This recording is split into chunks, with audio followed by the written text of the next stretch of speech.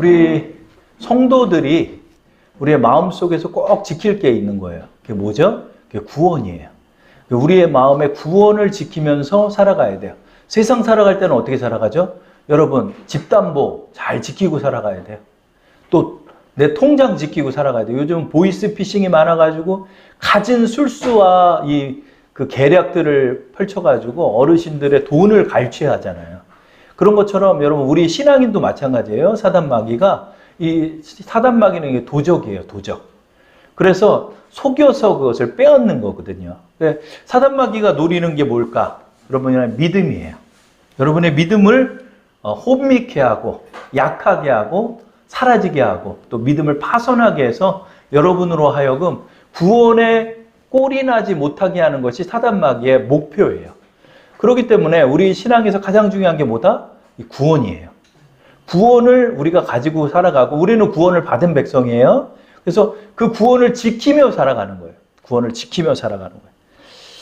우리가 구원을 받아 영생을 얻은 하나님의 자녀들이 됐죠. 그러나 말은 사실 이렇게 얘기하면서도 구원을 얻기 위해서 내가 좀 신앙생활을 또 다른 권사님처럼 집사님처럼 우리 장로님처럼 신앙을 더 노력해야 되겠다 이렇게 생각하는 분들이 의외로 많아요. 그래서 질문을 해요. 성도님은 구원 받으셨습니까? 이렇게 질문을 하면 좀 더 노력해야 될 것 같아요. 이렇게 말씀하시는 분도 의외로 많아요. 자, 그러면 여러분 우리는 구원을 받기 위해 노력하는 것인가요? 아니면 다른 종파처럼 구원을 받았으니까 지금서부터는 everybody okay. 난 뭐든지 다 오케이다. 나는 무슨 죄를 져도 상관없고 나는 그런가요? 과연 우리가 그런가요? 그래서 우리 이 구원의 의미, 오늘 구원의 확신의 의미에 관해서 여러분하고 2주에 걸쳐서 말씀을 나누는 시간을 갖겠습니다. 그래서 오늘 첫째 시간, 목사님 구원이 헷갈려요. 이 9번째 신앙학교 1기를 또 시작하도록 할게요. 먼저 첫 번째로 우리의 구원을 또 다른 표현으로 거듭남, 또 중생이라고 표현하잖아요. 그러면 중생은 어떤 과정이 있나요? 이렇게 여러분 우리가 그 대학을 들어가는 코스가 있잖아요. 유치원, 초등학생, 중학생, 고등학생, 대학생 이런 과정을 통해서 우리가 대학에 입학하잖아요. 그러면 거듭남의 어떤 코스가 있을까? 그래서 어떤 교파에서는 이제 여러분이 거듭나려면은 방언 기도를 해야 된다. 이렇게 이야기하기도 해요. 그런데 이제 그거는 더 확실한 성령을 받기 위한 성령을 강조하시는 부분이라는 거죠. 그러면 어떤 목사님의 경우 제가 본 분 중에는 목사님이 참 말씀도 좋고 그러신데 방언은 못 하시는 목사님이 계셨어요. 그러니까 그게 평생에 약간 핸디캡으로 자리 잡으셨다고 그러더라고요. 나도 방언을 받으려고 그렇게 노력을 했는데 하나님 방언은 안 주셨다는 거예요. 그러나 목사님이 되셨잖아요. 그죠? 그러면 목사님이 되셨는데 방언을 못 받았으면 그분은 거듭나지 않은 건가? 그건 아니라는 거죠. 자, 우리는 중생의 과정이라는 게 있나? 소나무 뿌리 붙잡고 해서 뭔가를 좀 받아야 되고 또 내가 그런 신비한 체험들이 있어야 내가 거듭나는 건가? 혹시 이렇게 생각하는 분이 있을 수 있다는 거죠. 그래서 우리가 이 부분에 대해서 좀 정리를 할 필요가 있다. 그래서 요한 웨슬레는 우리의 신생, 이 중생, 거듭남 똑같은 말이에요. 거듭남의 과정이 신비한 영역에 속함으로 누구도 설명할 수 없다고 말했어요. 왜냐하면 여러분 내가 거듭났는데 어떤 분은 태어날 때 응애할 때서부터 엄마 포대기에 쌓여서 교회 다니던 그 모태신앙들 있잖아요. 그럼 이 친구들은 막 특별한 뭐 어떤 이벤트가 없어요. 그냥 어려서부터 교회 다니고 그리고 집사 장로님이 되신 분들도 많아요. 그리고 이분들은 도대체 언제 거듭났나? 또 어떤 분은 막 감옥에 막 4번, 5번 갔다가 거기서 막 처절한 회개를 통해서 막 갑자기 환상 중에 하나님이 나타나시고 어떤 분은 막 죽을 병 걸렸다가 막 기적적으로 하나님 살려줬어요. 이런 분들은 내 거듭남의 과정을 좀 정확히 얘기할 수가 있죠. 그래서 제가 어느 수련회에 가서 하나님이 병을 낫게 해주셔가지고 제가 이렇게 하나님 믿게 됐습니다. 저는 그때를 거듭남의 때라고 생각합니다. 이렇게 얘기할 수 있지만 어떤 분들은 이게 뜨뜻미지근한 듯 하면서도 이분들은 다 예수를 믿고 있는데 이분들은 그럼 거듭남의 과정은 언젠가? 그건 아무도 몰라요. 저마다 케이스 바이 케이스로 하나님이 구원해 주시는 거예요. 자, 그 의미가 어디 있을까요? 요한복음 3장 7절 8절에 있죠. 여러분 프린트 한번 보세요. 자, 요한복음 3장 7절 8절을 우리 다음에 한번 읽어보겠습니다. 내가 내게 거듭나야 하겠다 하는 말을 놀랍게 여기지 말라. 바람이 임의로 불매 내가 그 소리는 들어도 어디서 와서 어디로 가는지 알지 못하나니 성령으로 난 사람도 다 그러하니라. 아멘. 여러분 이 대화는 예수님과 니고데모의 대화예요. 그래서 거듭남에 대한 설명인데 이 거듭남의 과정이 있습니까? 라고 물어보자 예수님 뭐라고 하냐면 바람이 여기로 왔다 저기로 분다고 그래서 네가 어디서 와서 어디로 부는 걸 다 보냐? 아니 못 보죠. 그러나 바람을 마저 본 사람은 알잖아요. 그런 것처럼 성령으로 거듭난 사람도 그렇다는 거예요. 성령으로 거듭난 사람도 이 사람은 특별히 이벤트가 없는 것 같아도 참 항상 새벽 예배도 빠지지 않고 신앙을 올곧게 잘 믿고 나가는 분도 계세요. 이분은 특별한 이벤트가 없어도 예수님을 지금 믿고 있어요. 그러면 그분도 성령으로 난 사람이라는 거예요. 성령으로 난 사람이고 심지어 설사 그분이 방언을 좀 못한다 할지라도 이분이 내 마음으로 예수를 주로 믿고 예수님을 나의 마음으로 영접했고 내가 신앙생활을 지키고 나가는 그들이 있다면 그들은 하나님으로부터 거듭난 사람들이다. 이런 거죠. 그래서 여러분, 내가 먼저 이제 우리의 구원의 확신이 좀 흔들리는 게 뭐냐면 정말 뭐 짜릿한 그 하나님에 대한 경험이 좀 부족한 분들은 이게 신앙이 좀 쉽게 흔들릴 수가 있어요. 그래서 이제 간증 다니시는 분들 보면은 막 정말로 막 뭐 드라마 같은 일들도 많잖아요. 근데 꼭 그렇지 않다 할지라도 내가 지금 예수를 믿고 있다면 내 마음에 예수를 주로 시인하고 있다면 나도 성령으로 난 사람이라는 사실을 내가 그렇게 인식할 수 있다는 거죠. 그렇죠? 아무도 성령이 아니고서는 예수를 주라 할 수 없다고 그랬어요. 그러므로 내가 지금 예수님을 주라 시인하는 모든 이들에게 뭐다? 성령이 임한 것이다 하는 거예요. 자, 저를 한번 따라하겠습니다. 내게 성령이 임하셨습니다. 내게 성령이 임하셨습니다. 자, 우리 주사랑교회 표어도 이 말씀이죠. 우리에게 임하시는 하나님. 그렇죠? 우리에게 임하시는 하나님. 성령으로 임하시는 하나님이라는 거죠. 그래서 하나님께서 우리에게 임하심이 여러분 특별히 뭐가 하늘이 갈라지는 경험이 없다 할지라도 성령은 지금 오늘 이 자리에서도 주님의 이름을 기념하는 곳에는 언제나 임하시는 거예요. 하나님의 이름을 믿고 내 이름으로 모인 곳에는 나도 너희와 함께 한다고 주님이 약속했기 때문에 성령이 임하셨구나. 그래서 여러분 너무 성령을 감정적으로 받으려 하지 말고 또 이벤트적으로 성령을 받으려 하지 말고 그러려고 또 나를 설득하지 말고 성령이 임하셨음을 내 마음으로 믿는 거예요. 그래서 성령이 내 마음에 임하셨음을 내가 받아들이고 내가 믿을 때 성령의 충만한 은혜가 부어지면서 성령으로 또 살아갈 수 있는 거예요. 그렇기 때문에 중생의 과정은 너도 나도 달라도 지금 중요한 거 하나가 있다. 뭐다? 나는 지금 예수님을 믿습니다. 그러므로 나는 성령이 충만합니다. 성령이 보혜사가 되어 나를 도우십니다. 이 믿음을 가지고 살아가면 된다는 거예요. 그래서 구원의 확신이 특별한 이벤트를 통하여서 짜릿한 경험을 통해 내가 예수를 지금 믿고 있지 않다 할지라도 나 또한 구원받은 자다 하는 사실을 우리는 기억해야 한다는 거죠. 그 다음에 두 번째로는 그렇다면 내가 중생했다는 표적은 무엇으로 삼아야 할까요? 저는요 그냥 예수님을 그냥 무던히 믿는 사람인데요. 내가 거듭났다 하는 거를 내가 어떤 표적으로 삼아서 믿을 수 있을까요? 이렇게 질문하는 거예요. 사단마귀가 여러분에게 자꾸 이걸 흔드는 거예요. 야, 너 이번에 기도했지만 너 하나님 응답 안 해줬지 않냐? 하나님 어디 계시냐? 사단이 싹 슬며시 아담과 하와에게 속삭였던 것처럼 여러분의 귓가에 속삭이는 거예요. 야, 네가 받은 복이 뭐가 있냐?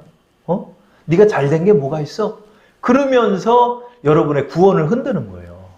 거기에 동의하기 시작하면 내가 흔드는 거예요. 야, 하나님이 과연 이 동산에 있는 모든 과일을 먹지 말라 하더냐? 이렇게 물어보는 거예요. 처음에는. 아니, 다 먹어도 되는데 또 동산 중앙에 있는 선악을 알게 하는 나무는 먹지도 말고 만지지도 말라고 그랬어. 말씀을 뜨뜻미지근하게 알고 하니까 아니야. 그거 먹어도 되는데 왜 못 먹게 하냐면 너가 하나님과 같이 될까 봐 하나님 못 먹게 하는 거야. 그렇게 하면서 속여서 결국 죄를 짓게 만드는 것처럼 여러분, 여러분의 중생의 표적이 뭐냐고 막 물어보는 거예요. 야, 뭐 뒤집어진 게 있냐? 너가 뭐 돈을 벌었냐? 심지어 어떤 고난을 겪었냐? 그러면서 여러분의 믿음을 흔들고 나갈 때 여러분이 마음으로 주장할 수 있는 것이 무엇일까? 그렇죠? 그것이 요한 웨슬레는 그 표적으로 세 가지를 들었다는 거죠. 뭐죠? 믿음과 소망과 사랑이 나의 표적입니다. 저를 한번 따라할게요. 내 마음에 있는 믿음과 소망과 사랑이 나의 표적입니다. 내 마음에 있는 믿음과 소망과 사랑이 나의 표적입니다. 여러분, 여러분의 표적이 그거예요. 내 아들이 명문대에 들어간 거, 내가 사업을 해서 돈을 많이 벌어서 11조를 많이 내는 거, 이런 것도 다 중요하지만 내 마음에 근본적으로 삼아야 하는 중생의 표적은 믿음, 소망, 사랑이라는 거예요. 자, 그러면 내 마음에 믿음이 있는 걸 어떻게 확인할까요? 첫 번째로 믿음. 이 믿음은 여러분, 귀신도 믿음이 있어요? 왜냐하면 예수님을 만나서 귀신이 뭐라고 그래요? 나는 당신이 누군지 압니다. 나는 거룩하신 당신이 하나님의 아들임을 압니다. 라고 말할 때 예수님이 뭐라고 그랬어요? 조용히 해라. 조용히 해라. 그의 고백은 듣지 않으시는 거예요, 하나님. 왜냐하면 그 믿음은 믿음이 아니라는 거죠. 그 믿음은 지식이며 동의이며 또 사악한 마음이라는 거죠. 그렇기 때문에 사단이 갖고 있는 믿음을 하나님 받으시는 게 아니에요. 자, 그렇다면 내 마음에 있는 이 믿음은 어떤 거다? 이 믿음은 귀신도 가졌다고 하는 관념적이고 죽은 믿음이 아닙니다. 그런 거예요. 아, 나 예수님이 하나님의 아들임을 믿어. 이렇게 고개 하나 까딱까딱 한다고 그래서 그 믿음이 나를 구원하는 믿음은 아니라는 거예요. 그래서 그런 인지로 여러분 세상 모든 사람이 예수님이 하나님의 아들임을 알아요. 크리스마스 때 예수님이 이 땅에 오셨다는 것도 얘기 들어서 다 알아요. 여기 가스베다라는 그 청년이 있는데 물어봤더니 청년 시절까지 교회 잘 다녔다는 거예요. 여러분 다 알아요, 세상 사람들은. 그런데 그 알미 그들의 구원이 되지 못해요. 그렇기 때문에 하나님이 요구하는 믿음은 어떤 믿음이다? 우리의 믿음은 성경이 진리의 말씀임을 믿으며 하나님을 신뢰하며 예수 그리스도를 통해 죄사함을 받고 하나님의 사랑을 회복했으며 화해했음을 확신하는 믿음이다 하는 거예요. 그래서 여러분 내 마음속에 내가 예수님을 정말 주님임을 내 마음속에 간직하고 있고 하나님이 선하시게 나를 인도하시고 나는 하나님과 화평된 자임을 확신하는 믿음, 이 믿음이 내 안에 있음을 우리는 보면서 그래, 나는 구원받은 거지. 나는 거듭난 거지. 이렇게 내 마음속에 주장할 수 있는 거예요. 그래서 내 마음속에 나는 예수님을 통해서 죄사함을 받았습니다. 예수님이 나는 하나님의 아들이심을 내 마음에 믿습니다. 그리고 주님의 길을 언제까지나 순종하며 따를 것입니다. 하는 이 마음이 바로 우리의 구원의 표적이 되는 거예요. 그래서 이 믿음을 가진 결과로 하나님께서는 무엇을 준다? 바로 성결의 능력과 평안을 주시는 거예요. 평안을. 자, 성결의 능력은 어떤 성결의 능력일까요? 요한일서 3장 5절 6절 말씀을 우리 합독해 보겠습니다. 그가 우리 죄를 없애려고 나타나신 것을 너희가 아나니 그에게는 죄가 없느니라. 그 안에 거하는 자마다 범죄하지 아니하나니 범죄하는 자마다 그를 보지도 못하였고 그를 알지도 못하였느니라. 아멘. 얼마 전에 기사가 나왔어요. 한 그 연예인인데 그 미국 국적을 가진 여자 연예인이래요. 근데 이 친구가 그냥 마약 사건으로 마약을 복용했다가 또 복용하고 그러다 미국으로 도망치듯 갔다가 한국에 오자마자 며칠 만에 또 다시 손을 또 댔다는 거예요. 막 그 인터뷰 나올 때는 울고 불면서 내가 다시는 안 그러겠습니다. 그래요. 저는 그 말이 진심이었다고 믿어요. 누가 또 그렇게 망신당하고 싶겠어요. 그렇죠? 누가 감옥 가고 싶겠어요. 근데 여러분, 우리가 하나 기억할 게 뭐냐면 죄를 이기는 능력은 나의 의로 되지가 않는다는 거예요. 죄를 이길 수가 없어요. 하다못해 담배도 여러분, 담배 하나도 내가 악으로 깡으로 못 끊어요. 술도 마찬가지예요. 이게 인력으로 되는 문제가 아니에요. 왜냐하면 죄가 그렇게 강력한 힘을 갖고 있는 거예요. 이 죄의 사슬을 끊을 수 있는 건 뭐죠? 예수 그리스도를 믿는 믿음.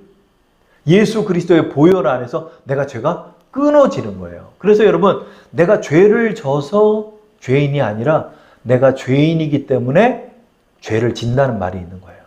여러분, 우리 안에 부패성을 갖고 있기 때문에 이 죄의 짐을 내려놓고 죄를 내가 이길 수 있는 능력이 어디서 온다? 성령의 능력으로 오는 거예요.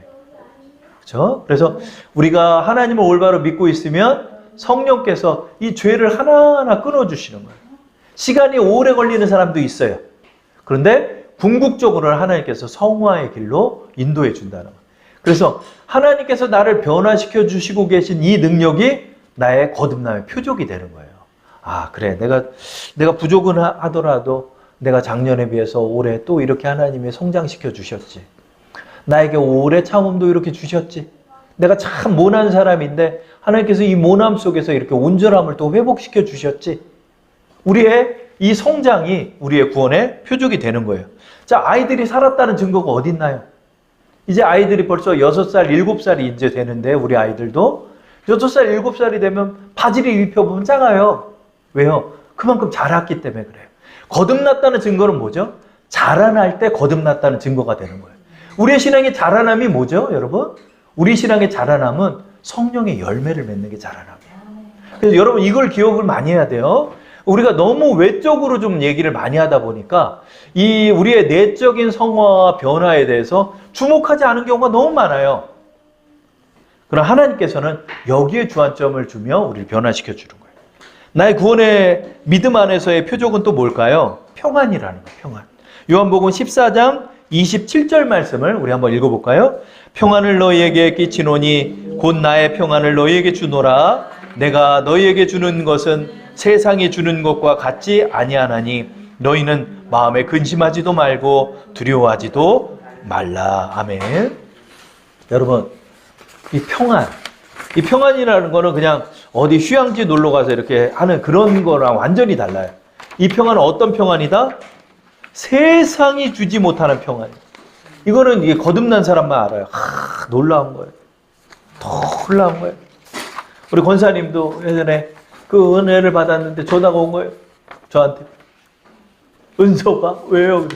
라면 먹어도 행복해. 그런 거 막.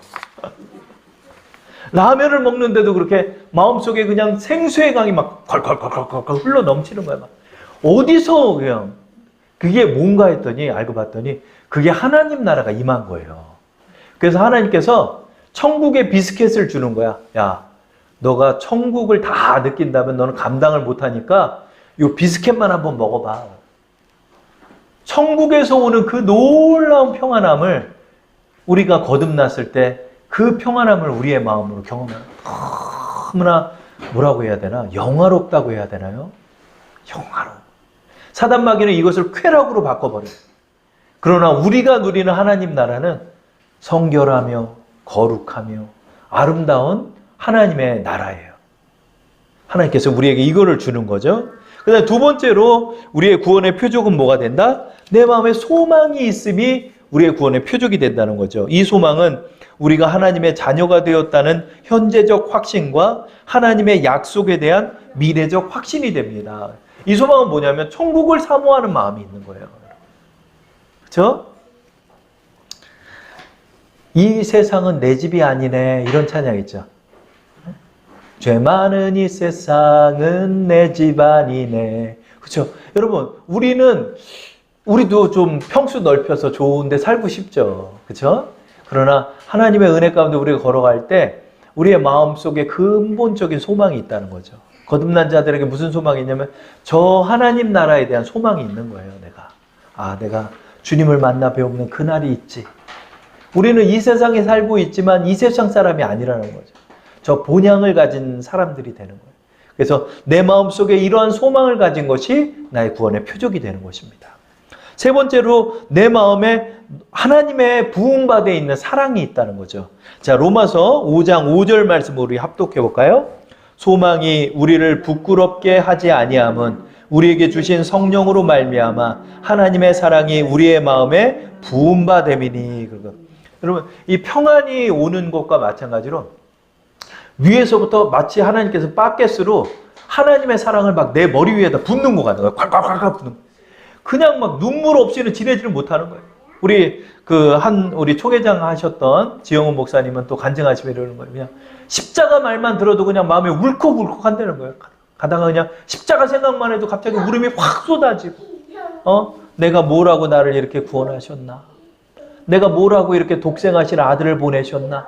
그 사랑이 내 마음에 부응받는 거예요. 이건 뭐냐면 제 생각에는 하나님의 마음을 우리에게 주시는 거예요. 여러분, 우리가 서로 사랑을 느낄 때가 뭐죠? 상대방이 나를 사랑하는 마음을 내가 느꼈을 때 그 사랑을 느끼잖아요. 이 사랑은 여러분 육신의 그런 사랑이 아니라 하나님이 우리를 얼만큼 사랑하시는지에 대한 그 사랑의 마음을 우리의 마음으로 느끼게 해 주시는 거예요.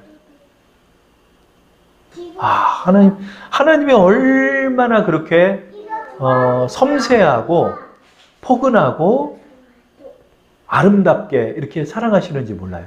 그래서 그 사랑을 여러분이 경험한 자들은 이 사랑 안에 두려움이 없어지는 거죠. 왜냐하면 나를 이렇게 돌보시고 책임지시는 하나님에 대한 확신이 가득해지기 때문에 그 사랑 안에서 살게 되는 거예요. 이 사랑은 우리의 삶의 동기가 됩니다. 우리는 이 사랑으로 하나님을 사랑하게 되며 이웃을 사랑하게 됩니다. 이 사랑은 우리로 하나님께 순종하고자 하는 마음으로 이끌어줍니다.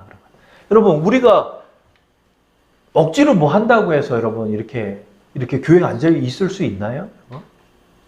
우리가 억지로 한다고 그래서 여러분 하나님을 믿는 척 할 수 있을까요? 여기 다 우리가 하나님을 사랑하는 마음 때문에 우리가 이 자리를 지키고 있는 거예요. 왜 그러죠? 이상하게 자발적이어지는 거예요. 주님의 십자가는 강압이 아니에요, 여러분. 지금 이란, 이라크 막 이런 데서 지금 난리가 난 거예요. 하도 그 율법으로 사람들을 옥죄고 막 공개 처형하는 거예요. 율법 안 지키는 사람. 근데 여성들이 자유를 달라고 그러면서 히잡을 벗어 던지니까 그거를 그냥 찍어 누르는 거예요, 지금. 이란 축구 선수도 지금 반정부 시위를 했다고 지금 월드컵 끝나고 갔더니 사형 언도를 해버렸어. 그렇게 사람들을 찍어 누르는 거예요. 여러분, 하나님의 사랑은 그런 게 아니라는 거죠. 찍어 누른다고 됩니까? 안 돼요. 하나님의 사랑은 놀라운 사랑이 우리에게 주심으로 말미암아 그 사랑을 경험한 자는 내 목숨까지도 아끼지 않고 주님께 나가게 되는 거예요. 그건 세뇌가 된 게 아니라 그 사랑에 감복된 거예요. 하나님이 나를 위해 희생했기 때문에 나도 주님을 위해 희생하고 싶어지는 거예요. 그래서 여러분, 이 사랑이 우리로 하나님께 순종하는 길로 인도하는 거죠. 그래서 우리의 마음속에서 여러분이 뭘 확인해라? 여러분의 집안이 어떻게 부자가 된 거, 여러분 집안이 잘 된 걸로 구원의 표적을 삼지 마세요. 물론 그것도 하나님 부어주세요. 그러나 외적인 걸로 그런 걸로 비교해서는 안 되는 거예요. 한 그 집사님이 저한테 그러는 거예요. 친구를 전도하려고 그랬는데 전도가 안 돼요, 그러는 거예요. 왜? 그랬더니 얘는 나보다 좋은 차를 끌고, 얘는 예수를 믿지 않는데 나보다도 부자고, 나보다도 결혼도 잘 살고, 나는 보일 게 하나도 없더라는 거예요. 그래서 제가 얘기했어요. 내가 보일 게 왜 없어? 내 마음이 이렇게 변화됐잖아. 내가 하나님을 사랑하는 사람이 됐잖아. 그게 바로 우리의 증거예요. 이렇게 말씀을 드렸어요. 여러분, 우리의 구원의 표적이 어디다? 외부로 찾지 말고 내부로 들어가라.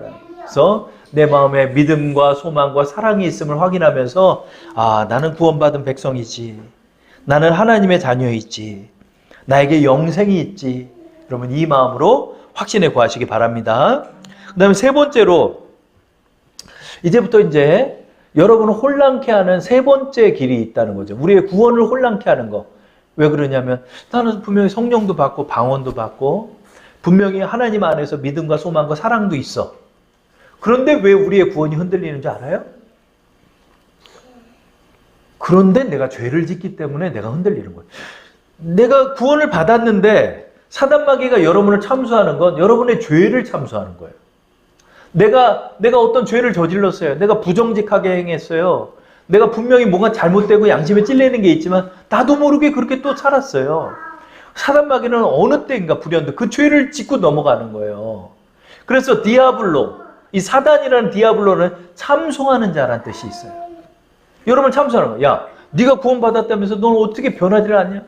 너 구원받았다고 그러면서 왜 담배를 못 끊냐? 너 구원받았다고 그러면서 어쩜 그렇게 사냐? 너 구원받았다고 그러면서 어쩜 그렇게 세상에서 그렇게 속이면서 그렇게 일을 하냐? 이럴 때 내 마음에서 나를 변호할 방법이 없잖아요. 죄가 드러났기 때문에. 여기서 흔들리는 거예요. 나는 구원받았는데 왜 흔들릴까? 근데 어떤 이단 종파에서 그러는 거예요. 너는 법적으로 하나님 안에서 의인이 됐으니까 네가 무슨 죄 저질러도 상관없어 라고 말하지만 어디 그래요 여러분? 내 마음에 양심에 찔리는데 어떻게 내가 의롭다고 얘기를 해요? 그러면 하나님을 속이는 게 되는 거잖아요. 하나님이 예수님 때문에 우리를 의롭다고 했어요. 여러분을 다 의롭다고 해줬어요. 근데 실제로 내가 죄를 짓고 있어. 어떤 때는 믿지 않는 사람만 못한 나의 모습을 볼 때도 있어. 그러면은 하나님은 거짓말하는 자가 되는 거잖아요. 내가 죄를 짓고 있음에도 불구하고 나를 의롭다고 한다면 내가 어떻게 의인이 되고 하나님이 어떻게 공의로울 수 있어요. 그죠?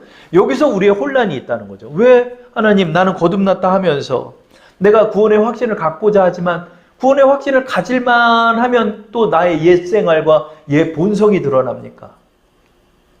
이럴 바에는 난 예수님 못 믿겠습니다. 그럼. 예전에 한 일을 하는 친구가 그럼 신앙이 좋았대요. 근데 자기는 하나님 앞에서 죄스러워서 더 이상 교회를 못 나가겠다는 거예요. 왜냐하면 내 모습을 보게 되니까. 분명히 뭔가 체험도 있는 것 같아요. 근데 거기서의 괴리감 때문에 이 마귀의 참소를 이겨내지 못하는 거예요. 자, 우리 이 문제에 대해서 한번 들어가 보겠습니다. 자, 세 번째. 성도의 죄가 구원의 확신에 가장 큰 걸림돌이 된다. 자신의 연약함으로 성도는 좌절하고 구원의 확신에서 흔들리며 혼란을 겪는 것이다. 이거는 아마 아무도 부정할 수 없을 거예요. 그죠?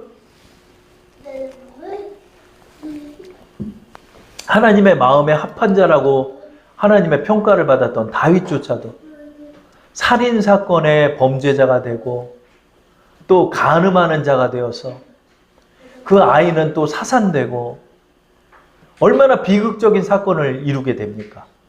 다윗이라면 절대로 저질러서는 안 될 것 같은 죄를 다윗이 저지르면 우리는 보게 되죠. 도대체 성령을 체험했던 다윗, 또 주를 환상 속에 보았던 다윗, 하나님의 마음에 합했던 다윗이 어떻게 이렇게 죄를 질까? 그 첫 번째로 신자 안에도 죄가 존재함을 여러분이 기억해야 한다는 거예요. 나는 하나님의 의롭다 칭해 줬어요. 너는 의인이야. 하나님 법적으로 우리를 칭해 주셨지만 내 안에는 아직도 죄성이 존재한다는 거죠. 자, 제가 한번 읽어보겠습니다. 요한 웨슬레는 비록 회개하고 칭의되고 중생한 자에게도 죄는 남아있어서 성령을 거스르고 죄를 지을 수 있다고 하였다. 이는 그의 본성이 부패한 죄이다. 이 일을 타고난 죄, 생태적인 죄, 죄의 경향성, 부패성이라고 하며 죄성이라는 말과 동의어이다. 여러분, 내 안에 죄성이 아직도 있다는 거예요. 이 죄성을 또 다른 표현으로 뭐라고 한다? 육이라고 표현해. 사도 바울께서도 육이라고 표현을 하셨어요. 그래서 웨슬레는 중생한 자 안에도 악한 성품인 육이 남아있다고 하였다. 이것은 죄악된 성품, 정욕, 교만, 자기 중심주의, 세상을 사랑하는 것이라 하였다. 이는 원죄, 즉 부패한 본성이라고 보았다. 아담과 하와의 범죄 이후로 인간의 본성이 부패해버렸어요. 인간의 본성이 부패해 있어요. 우리 아이들만 봐도 그 마음의 순수함을 우리는 보죠. 아이들의 마음은 너무 잘 보이죠. 그렇죠? 미워하면 싹 이렇게 보이죠. 우리 찬영이 미워하는 마음이 들면 눈을 벌써 이렇게 가재미 눈을 떠요. 이렇게 눈을 째려봐. 아이들만 해도 여러분 얼마나 깨끗한 느낌이 들어요. 그죠? 순수하고 그 갓난아기의 그 티 없는 맑고 순수한 웃음을 볼 때마다 여러분 우리는 감동하잖아요. 그러나 이 아이들이 자라면서 그 본성이 드러나고 그 본성이 악해지는 거예요. 그러나 그 본성은 어린아이 때서부터 내재적으로 잠재되어 있다는 거죠. 아담과 하와의 범죄 이후로 온 인류의 마음은 부패하여서 그 부패의 본성을 우리의 마음속에 가지고 있다는 거예요. 그것을 육이라고 표현하고 있어요. 이 육은 언제 드러날지 몰라요. 이 죄성은 어떻게 우리를 괴롭힐지 모르는 거예요. 원죄는 모든 사람의 본성의 부패를 말하는 것이고, 이에 의하여 사람은 그 본성에 있어 악으로 행하는 경향이 있으므로 육이 영에 반대되는 것을 욕망하고 있다. 그리고 이 본성의 부패성은 거듭난 사람에게도 남아있다. 이 육의 정욕은 하나님의 율법에 복종하지 않는다. 그리하여 믿는 자들에게는 정죄함이 없기는 하지만 이 정욕은 그 자체가 죄의 성질을 지니고 있는 것이다. 조금 어려워요. 그러나 여러분, 우리가 이제는 이런 것도 좀 생각해 봐야 돼요. 그래서 여러분, 내 안에 육이 있는 거예요. 내 안에 육이 있기 때문에 우리가 넘어질 수도 있고 범죄할 수가 있어요. 범죄의 개연성을 누구나 다 갖고 있는 거예요. 누구나 다 넘어질 수 있는 거예요. 그래서 오늘이라 하는 중에도 우리가 마음을 강팍해 하지 말라. 언제나 주님 앞에 무릎 꿇고, 이 내가 죄를 지었다고 해서 거듭나지 않은 게 아니라 성화로 가는 길이라는 거예요. 예수님의 마음을 따라가는 길을 우리가 지금 걷고 있다는 거예요, 여러분. 아이들을 한번 생각해 보세요, 여러분. 이 아이들이 갑자기 다음날 딱 일어나면 짠 하고 20살이 되나요? 아니죠, 여러분. 찬영이 참면은 14, 15년을 거쳐야 20살이 되는 거예요. 그 14, 15년 동안 얼마나 많은 일이 있겠습니까? 얼마나 많은 잘못들도 있겠습니까? 그 과정 속에서 얘네는 자라나는 거예요. 그래서 여러분, 죄가 나의 구원을 흔드는 것이 아니라 죄가 나를 자라게 하는 거예요. 죄를 통해서 하나님께서는 우리를 인도하시는 거예요. 죄를 통해서 거룩한 길을 걷게 하시는 거예요. 죄를 통해서 하나님 앞에 더욱더 겸손케 하시는 거예요. 하나님 앞에 무릎 꿇고 나가게 하는 거예요. 그렇기 때문에 구원받은 성도도 언제나 회개의 기도가 있어야 돼요. 내가 구원받았으니까 회개도 필요 없고 아무것도 필요 없는 것처럼 생각해서는 안 돼요. 왜냐하면 그거는 나를 속이는 길이에요. 아멘. 내가 뻔히 알고 있잖아요, 나에 대해서. 그렇죠? 나의 죄성에 대해서 안타까워하며 주님 앞에 언제나 자복하고 기도하고 나가서 언제나 연약한 마음, 또 부드러운 마음을 갖고 하나님 앞에 나가야 돼. 그때 성령의 능력이 임해서 제2차적 성령의 은혜, 성결의 은혜가 임하면서 어느 때인가 내가 점점 죄가 싫어지고, 어느 때인가 나의 미움이 사라지기 시작하고, 어느 때인가 내가 하나님을 더욱더 순수하게 사랑하게 되고, 그 길을 향해서 걸어가는 거예요. 그러나 중요한 건 뭐다? 여기에 주목해야 된다는 거예요. 맨날 밖에서 뭐 본만 복 받는 것만 생각을 하면 이거에 대해서는 전혀 숨기고 살아가는 거예요. 그러나 여러분, 우리 중생한 자들이 이제 앞으로 걸을 길이 뭐다? 성결의 길이다. 그래서 저는 한번 따라하겠습니다. 앞으로의 나의 길은 성결입니다. 성결이라는 게 죄 한 번을 짓지 않는 게 아니라 내 안에 악함이 드러나는 걸 인정하는 게 성결이에요. 아, 하나님, 오늘도 내가 이러지 않으려고 그랬는데 내가 왜 이렇게 갑자기 또 이렇게 혈기가 일어나고 내가 또 왜 갑자기 또 이러합니까? 하나님, 나는 정말 몹쓸 사람 같아요. 하나님. 정말 좌절감이 너무 심해요. 하나님 앞에 또 무릎 꿇고 또 고백하고 나가고 나의 죄를 인정하고 나가는 거예요. 다윗이 그렇게 범죄하고도 죽임을 당하지 않았던 것은 그 자리에서 나단 선지자의 책망을 듣자 무릎을 꿇어버리는 거예요. 금식을 하며 회개 기도를 하는 거예요. 자, 성결의 길이 뭐다? 하나님 앞에 무릎 꿇는 거예요. 나를 인정하는 거예요. 은밀하게 하나님 앞에서만 인정하세요. 나의 죄를 자백하세요. 나의 죄성을 인정하세요. 와, 내가 이렇게 악하구나. 내 속에서 이렇게 무서운 마음이 있구나. 하나님, 내가 주님처럼 사랑해야 하는데 내가 어떻게 이런 마음을 갖습니까?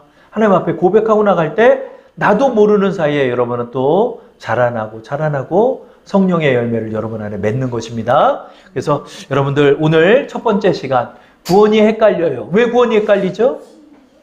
여전히 연약하기 때문에 헷갈리는 거예요. 그러나 우리의 구원은 시작이지 완성이 아니에요.